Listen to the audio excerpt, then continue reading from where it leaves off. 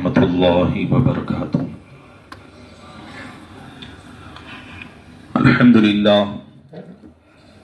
للہ الذی ابدع الافلاک والارضین والصلاة والسلام علی من کان نبیا وآدم بین الماء والطین وعلی آلہ واصحابہ اجمعین، اما بعد فاعوذ باللہ من الشیطان الرجیم، بسم اللہ الرحمن الرحیم۔ ان جہنم کانت مرصادا للطاغین مآبا لابثین فیہا احقابا لا یذوقون فیہا بردا ولا شرابا الا حمیما وغساقا۔ صدق اللہ مولانا العظیم وصدق رسولہ النبی الامین المکین الکریم، ونحن علی ذلک لمن الشاہدین والشاکرین والحمد للہ رب العالمین۔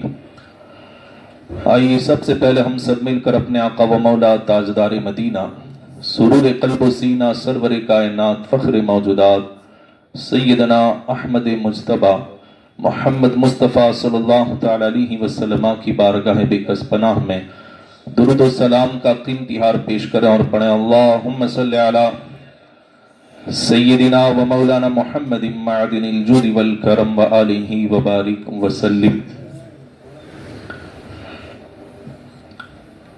ربیع الثانی، جسے ہم ربیع الغوث بھی کہتے ہیں، جس مہینے کو 11ویں شریف کا مہینہ کہا جاتا ہے، وہ مہینہ ہم سے رخصت ہوا اور اب جمادی الاولیٰ کا مہینہ شروع ہو چکا ہے، اور الحمدللہ ہم اولیاء کرام کے ماننے والے ہیں، اور ہمیں ہر مہینے میں کسی نہ کسی ولی سے نسبت حاصل ہوئی جاتی ہے۔ تو یہ جو مہینہ گزرا وہ غوث پاک کا مہینہ تھا، اور جو آیا وہ اب الحمدللہ سیدنا احمد کبیر رفاعی رحمت اللہ علیہ کا مہینہ ہے، کہ جن کی شان یہ ہے کہ اولیاء کرام میں آپ کی یہ خصوصیت ہے کہ جب آپ سرکار مدینہ صلی اللہ تعالی علیہ وسلم کی بارگاہ میں حاضر ہوئے تو اللہ کے رسول صلی اللہ تعالی علیہ وسلم نے قبر انور سے اپنا دست مبارک باہر نکالا، اور سیدنا احمد کبیر رفاعی نے لوگوں کے سامنے، جن میں غوث پاک رضی اللہ تعالیٰ عنہ بھی شامل تھے، آپ کے حضور کے ہاتھوں کا مصافحہ بھی کیا اور حضور کے ہاتھوں کو بوسہ بھی دیا۔ تو اس ولی کا یہ مہینہ اب الحمدللہ شروع ہوا ہے۔ اللہ تعالیٰ اولیاء کرام کے فیضان سے ہم سب کو مالا مال فرمائے۔ اب میں آپ کو ان اولیاء کرام، انبیاء کرام کی اہمیت بتانے کے لیے ایک مثال دینا چاہتا ہوں کہ آپ فی الحال اپنے آپ کو ایک ٹیچر سمجھیں یا پھر کسی کمپنی کا مالک سمجھیں۔ آپ نے اپنے ایک کلاس میں آنے والے لڑکے کو ایک اہم کام دیا کہ یہ میں نے سبجیکٹ جو تمہیں پڑھایا ہے آج، وہ بڑا اہم سبجیکٹ ہے اور اسی پر تمہارا فیوچر ڈیپینڈ کرتا ہے۔ اس سبجیکٹ کی تیاری میں نے خوب محنت سے کی ہے، کئی دن میں نے محنت کر کے تمہیں یہ سبق پڑھایا ہے، یہ سبجیکٹ پڑھایا ہے۔ اب تمہیں کل میں آؤں گا، اس سبجیکٹ پر ایک جو ہے مضمون تیار کرنا ہے، اور میں آ کر کے تمہارے گھر آ کر کے وہ مضمون چیک کروں گا۔ یا آپ کمپنی کے مالک ہیں اور آپ کی کمپنی میں جو آپ کا سب سے اہم کارکن ہے، کہ جو آپ سے محبت کے دعوے کرتا ہے اور لوگوں میں کہتا ہے کہ مجھے کمپنی کے مالک سے بڑی محبت ہے، کمپنی کا ایک اہم کام آ گیا کہ اگر وہ کام نہ کیا جائے، وہ کاغذات تیار کر کے جمع گورنمنٹ میں نہ کیے جائے تو کمپنی کو کروڑوں کا لاس ہو سکتا ہے۔ ایسے کاغذات آپ نے جمع کرنے کے لیے کہا اور کہا کہ میں کل آ کر کے وہ کاغذات دیکھوں گا جو تیار کرنے ہیں۔ جب دوسرے دن آپ گھر پہنچے، آپ اپنے اس کارکن کے گھر یا آپ اپنے اسٹوڈنٹ کے گھر پہنچے، جیسے ہی محلے میں انٹر ہوئے تو آپ کیا دیکھتے ہیں کہ راستے پر قالین بچھا ہوا ہے اور اس قالین کے اوپر جگہ جگہ گلاب کی پنکھڑیاں بکھری ہوئی ہیں اور دونوں طرف کمکمے ہیں، سریزیں لگی ہوئی ہیں، اور جس گھر آپ کو جانا ہے آپ کے شاگرد کا، آپ کے اسٹوڈنٹ کا یا آپ کے کارکن کا، وہ گھر بھی بڑا سجایا گیا ہے، اس کے اوپر بھی سریزیں لگی ہوئی ہیں۔ آپ چلتے ہوئے جاتے ہیں اور جب گھر کے قریب پہنچتے ہیں تو دونوں طرف سے پھول برساتے ہوئے آپ کا استقبال کیا جاتا ہے۔ آپ کتنے اہم ہیں ان کے لیے یہ بتایا جاتا ہے، اور آپ کو دل میں احساس ہوتا ہے کہ یہ میرا شاگرد، یہ میرا کارکن مجھ سے کتنی محبت کرتا ہے۔ آج مجھے اندازہ ہوا۔ آپ اس کے گھر پہنچے، مٹھائی سے آپ کا منہ میٹھا کیا گیا، آپ کو بٹھایا گیا، آپ کے سامنے طرح طرح کے کھانے رکھے گئے، اور پھر فارغ ہو کر کے آپ نے کہا لاؤ ذرا وہ میں نے جس سبجیکٹ پر آپ کو تیار کرنے کے لیے کہا تھا، یا آپ نے کہا جو کاغذات میں نے تیار کرنے کے لیے کہا تھا وہ ذرا لاؤ۔ اس نے کہا کہ وہ تو میں نے تیار نہیں کیے۔ اب بتاؤ آپ خوش ہوں گے یا ناراض ہوں گے؟ اس نے تو آپ کے لیے راستے بھی سجا دیے، اس نے تو آپ کے لیے راہ میں پھول بھی بچھا دیے، اس نے تو آپ کے اوپر پھولوں کی برسات بھی کر دی، آپ کا منہ بھی میٹھا کیا، آپ کا پرتقاب استقبال بھی کیا، لیکن کیا آپ خوش ہوں گے؟ جس مقصد کے لیے آپ پہنچے تھے، جو کام ضروری تھا، وہ تو اس نے کیا ہی نہیں۔ اس نے کہا میں ان کام کاج میں لگا ہوا تھا، آپ کے استقبال کی تیاری میں لگا تھا، گھر سجانے میں لگا تھا، گلیاں سجانے میں لگا تھا، اس لیے میں آپ کا وہ کام نہ کر سکا۔ بتائیں وہ شاگرد اچھا ہے؟ وہ صحیح معنوں میں آپ سے محبت کرنے والا ہے؟ دل میں ایک تصور کر کے آپ خود فیصلہ لیں، اپنے دل سے پوچھیں کہ کیا ایک استاد ایسے شاگرد سے خوش ہو سکتا ہے؟ کیا کسی کمپنی کا مالک ایسے کارکن سے خوش ہو سکتا ہے کہ جو مستحبات تو خوب کرتا ہے لیکن جو اصل کام ہے وہ چھوڑ دیتا ہے؟ یہی حال آج ہمارا ہے۔ رسول اللہ صلی اللہ تعالی علیہ وسلم اور اولیاء کرام جس مقصد کے لیے دنیا میں بھیجے گئے، اس مقصد کو ہم نے بھلا دیا۔ وَمَا أَرْسَلْنَا مِن رَسُولٍ إِلَّا لِيُطَاعَ بِإِذْنِ اللَّهِ۔ قرآن کہہ رہا ہے کہ اللہ فرماتا ہے ہم نے کسی رسول کو نہیں بھیجا مگر اس لیے کہ ان کی اطاعت کی جائے، ان کی بات مانی جائے۔ بجائے ہم حضور کی بات ماننے کے، بجائے حضور کی آنکھوں کی ٹھنڈک پہنچانے کے لیے نماز پڑھنے کے، ہم صرف مستحبات میں لگ گئے ہیں۔ ہم عرس پہ عرس کر رہے ہیں، ہم جلسوں پہ جلسے کر رہے ہیں، ہم عرسوں پر گلیاں سجا رہے ہیں، اور ہم جو ہے ایسے ایسے کام کر رہے ہیں کہ فلاں ولی خوش ہو جائیں گے، فلاں نبی ہم سے خوش ہو جائیں گے، لیکن جس مقصد کے لیے یہ ولی یہ نبی دنیا میں بھیجے گئے وہ تمہاری ہدایت ہے، اور ہم اس راستے کو بھول بیٹھے، ان کی تعلیمات کو نظر انداز کر دیا۔ انہوں نے کیا کہا تھا، وہ کیا کہہ کر گئے، کس راستے پر چلنے کے لیے کہا، وہ سب ہم نے بھلا دیا۔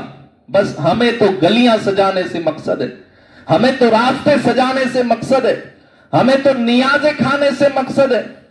بس جو نفس کو بھاتا ہے، جو خود کو اچھا لگتا ہے وہ کرنا ہے۔ وہ کہتے ہیں نا کہ میٹھا میٹھا کھا لیں اور کڑوا کڑوا تھوک۔ تو ہمیں جو نفس کو بھاتا ہے وہ ہم کرتے ہیں، اور اولیاء کرام کی جو تعلیمات ہیں اس پر عمل کرنا چاہیے وہ ہم نہیں کرتے۔ تو اصل مقصد ان اولیاء کرام کا یہ ہے کہ یہ آئے ہیں اطاعت کے لیے، ان کی پیروی کی جائے، ان کی بات مانی جائے۔ اصل عشق یہ ہے، اصل محبت یہ ہے، اصل محبوب نظر وہی ہوگا۔ کیا آپ نے صحابہ کو نہیں دیکھا؟ حضرت عثمان غنی رضی اللہ تعالیٰ عنہ، بخاری شریف کی حدیث ہے کہ صحابہ سے کہا کہ میں تمہیں رسول اللہ صلی اللہ تعالیٰ علیہ وسلم کا وضو کر کے دکھاؤں، جو تابعین تھے، جو اس زمانے کے لوگ تھے۔ آپ نے کہا میں حضور کا وضو کر کے تمہیں دکھاؤں، اللہ کے رسول کیسے وضو کیا کرتے تھے۔ آپ نے پانی منگایا اور جیسے حضور وضو کیا کرتے تھے ویسے وضو کیا، پھر کھڑے ہوئے اور مسکرائے۔ لوگوں نے ادھر ادھر دیکھا تو مسکرانے کی کوئی وجہ سمجھ میں نہیں آئی۔ آدمی جب مسکراتا ہے تو کوئی نہ کوئی واقعہ دیکھ کر، کچھ دیکھ کر کے مسکراتا ہے۔ اب ارد گرد لوگوں نے دیکھا، مسکرانے کی کوئی وجہ سمجھ میں نہیں آئی۔ تو حضرت عثمان غنی رضی اللہ تعالیٰ عنہ سے انہوں نے پوچھا کہ آپ وضو کر کے مسکرائے کیوں؟ وضو کر کے کھڑے ہوئے اور آپ مسکرائے، ہمیں کوئی ظاہری وجہ معلوم نہیں ہو پا رہی۔ حضرت عثمان غنی کا جواب سنیں۔ انہوں نے کہا وجہ کوئی نہیں، بس میں نے حضور کو دیکھا کہ حضور وضو کر کے جب کھڑے ہوئے تو مسکرائے، تو میں بھی حضور کی سنت پر عمل کرتے ہوئے مسکرا رہا۔ یہ عقیدت تھی، وہ سمجھتے تھے کہ حضور آئے کیوں ہیں، حضور صلی اللہ تعالیٰ علیہ وسلم کو اللہ نے بھیجا کس لیے؟ کہ ان کے نقش قدم پر چلا جائے، ان کی کاپی کی جائے، ان کے جیسی زندگی بنائی جائے، اس لیے حضور بھیجے گئے۔ تو اگر وہ شاگرد دونوں کام کر لیتا کہ وہ گلیاں بھی سجاتا، وہ بہترین استقبال بھی کرتا، اور ساتھ میں جس سبجیکٹ پر وہ بنانا تھا مضمون وہ بنا بھی لیتا، تو استاد کتنے خوش ہو جاتے۔ تو اگر ہم یہ دونوں کام کریں تو پھر اللہ بھی خوش ہوگا، رسول اللہ بھی خوش ہوں گے، اور اولیاء کرام بھی خوش ہوں گے۔ وہ عرس منائیں لیکن ان کی تعلیمات پر عمل بھی کریں، ان کو ناراض کرنے والے کام نہ کریں۔ اللہ کے رسول صلی اللہ تعالی علیہ وسلم کی اطاعت کرنے میں صحابہ اس قدر، حضرت عبداللہ ابن عمر رضی اللہ تعالی عنہ اونٹنی پر بیٹھے ہوئے سفر میں جا رہے ہیں، واپس مڑے پھر گزرے، پھر واپس مڑے پھر گزرے، ساتھ والے ان کے انتظار میں کھڑے کہ یہ بار بار چکر کیوں لگا رہے ہیں۔ لوگوں نے کہا یہ کیا کر رہے ہیں آپ، ہمیں آگے سفر کرنا ہے، آپ اتنی جگہ میں ہی گھوم رہے ہیں۔ تو انہوں نے کہا کہ ایک بار حضور یہاں سے گزرے تو درخت کی شاخوں میں حضور کا امامہ پھنس گیا، تو میں بار بار اس لیے آ رہا ہوں تاکہ میرا امامہ بھی پھنس جائے اور حضور کی سنت پر عمل ہو جائے۔ اتنے صحابہ حضور کی پیروی کرنے میں، اور یہ نہیں کہ صرف اچھی اچھی باتوں میں کہ یہ تو آسان ہے نا، مسکرا دینا کتنا آسان ہے، تو مسکرا دیا، صرف ایسی چیزوں میں نہیں۔ صحابہ کیسی پیروی کرتے تھے کہ حضور نے صوم وصال رکھنا شروع کیا، اللہ کے رسول نے صوم وصال کہ جس میں نہ افطاری ہوتی نہ سحری ہوتی، لگاتار روزہ، دن میں بھی بھوکے پیاسے، رات میں بھی بھوکے پیاسے، لگاتار روزہ، اسے صوم وصال کہتے ہیں کہ جس میں نہ افطاری آئے نہ سحری آئے، ایسا روزہ، دن رات کا روزہ جب حضور نے رکھنا شروع کیا، صحابہ کو پتا چل گیا تو صحابہ نے بھی رکھنا شروع کر دیا، انتظار نہیں کیا کہ حضور کہیں تب کریں۔ آج تو ہم ایسے عاشق رسول ہیں کہ کہنا پڑتا ہے کہ حضور نے یہ کہا ہے، نماز حضور کی آنکھوں کی ٹھنڈک ہے، نماز کے بارے میں حضور نے یہ کہا، فجر جو نہیں پڑے گا حضور نے یہ کہا، عصر چھوڑے گا تو حضور نے یہ کہا۔ یہ ساری باتیں بتائی جاتی ہیں کہ حضور نے یہ کرنے کو کہا، اس سے روکا، لیکن پھر بھی ہم ایسے عاشقان رسول ہیں کہ اس کے خلاف ہی کرنا ہے۔ حضور نے کرنے کو کہا ہے تو ہم نہیں کریں گے، حضور نے نہیں کرنے کو کہا ہے تو اس کو ہم کریں گے۔ ہم ایسے عاشق رسول ہیں، ہم ایسے عاشق رسول ہیں۔ جبکہ صحابہ کا عشق، سچی محبت یہ تھی کہ صرف مسکرانے میں سنت پر عمل نہیں کرتے تھے، کھانا پینا چھوڑ دیا حضور نے تو صحابہ نے بھی چھوڑ دیا۔ یہاں تک کہ حالت یہ ہوئی کہ صحابہ جب مسجد میں آتے تو بے ہوش ہو کر کے گر پڑتے، اتنی کمزوری آ گئی صحابہ کے اندر۔ حضور نے کہا یہ کیا معاملہ ہے، کیوں اتنے کمزور ہو رہے ہو؟ حالانکہ حضور جانتے تھے، لیکن یہ ظاہر کرنا تھا کہ صحابہ کا عشق کیسا ہے۔ صحابہ نے کہا کہ حضور آپ نے بھی صوم وصال رکھنا شروع کیا ہے تو ہم بھی صوم وصال رکھتے ہیں۔ اللہ کے رسول صلی اللہ تعالی علیہ وسلم نے فرمایا اے میرے صحابہ تم میری طرح نہیں ہو، میں تو اپنے رب کے پاس رات گزارتا ہوں، وہی مجھے کھلاتا بھی ہے، وہی مجھے پلاتا بھی ہے۔ یعنی کھانے سے جو طاقت ملتی ہے بغیر کھائے اللہ مجھے دے دیتا، جو پینے سے طاقت ملتی ہے اللہ مجھے بغیر پیے بھی دے دیتا ہے۔ تو میرا تو معاملہ اللہ سے یہ ہے، اس لیے تم روزہ نہ رکھو۔ تو وہاں تو منع کیا جا رہا تھا، اور آج ہم ہیں کہ ہمیں بار بار کہا جا رہا ہے لیکن پھر بھی ہم عمل نہیں کر رہے۔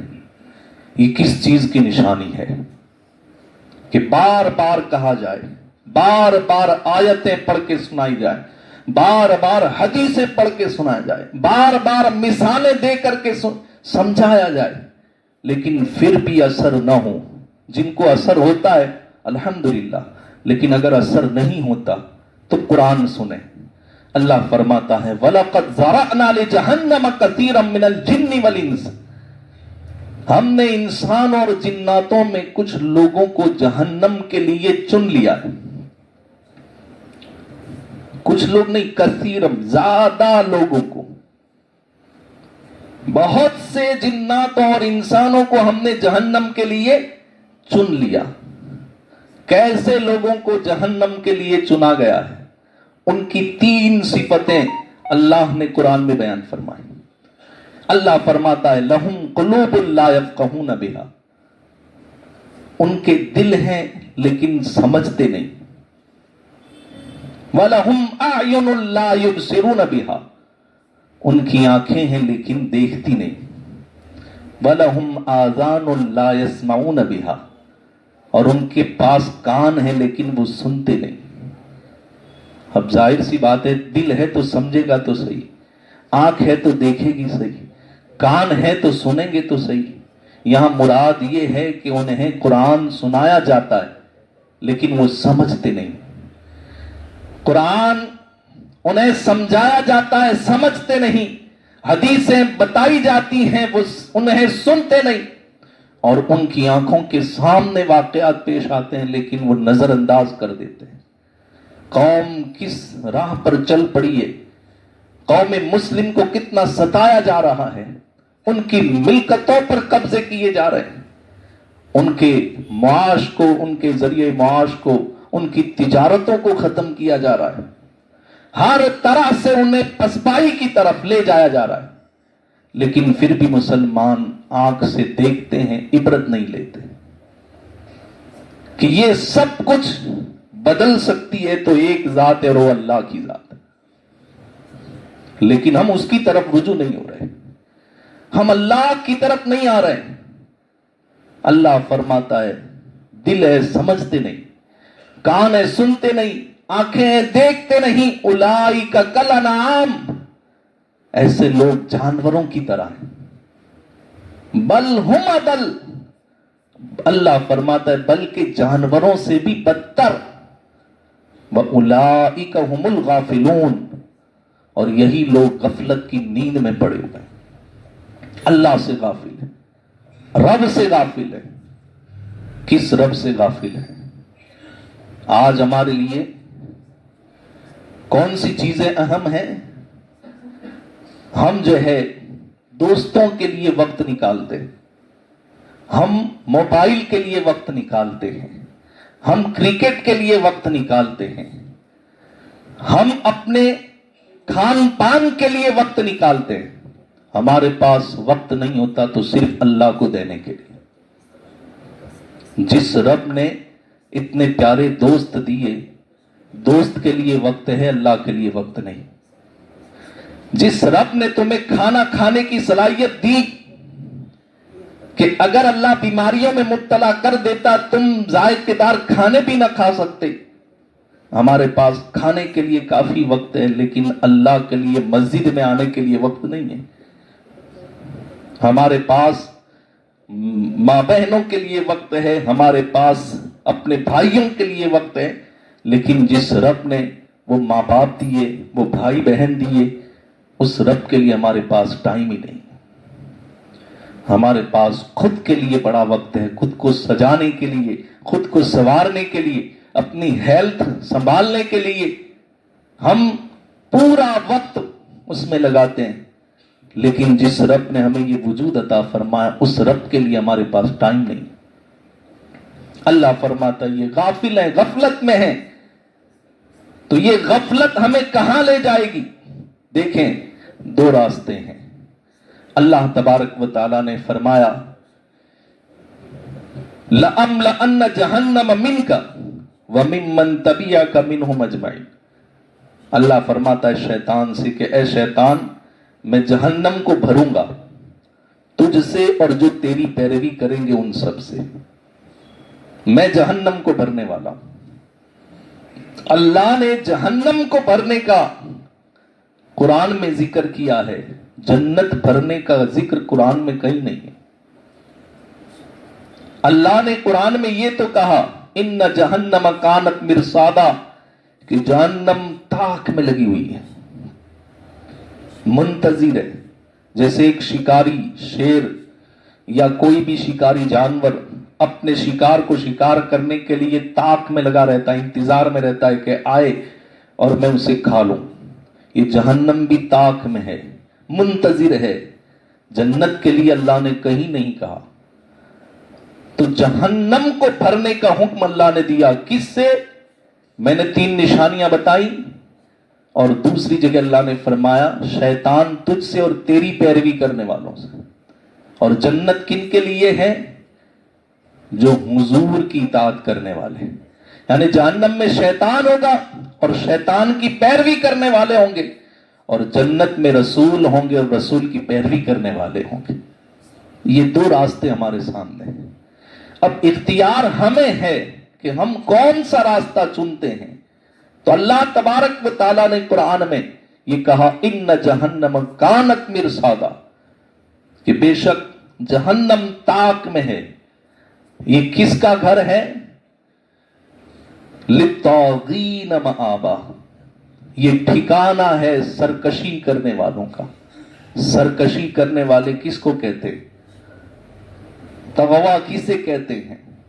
تو آپ تفاسیر اٹھا کر کے دیکھیں، جو کام کرنے کو کہا جائے وہ نہ کرے، اور جس کام سے رکنے کے لیے کہا جائے وہ کرے، اسے سرکش کہا جاتا ہے، طاغی کہا جاتا ہے۔ عربی میں اسے طاغی کہا جاتا ہے، حد سے بڑھنے والا، کہ جو کام کرنے کے لیے کہا تھا وہ نہیں کیا، اور جس کام سے رکنے کے لیے کہا تھا اس سے نہیں رکا، تو ایسا شخص طاغی ہے۔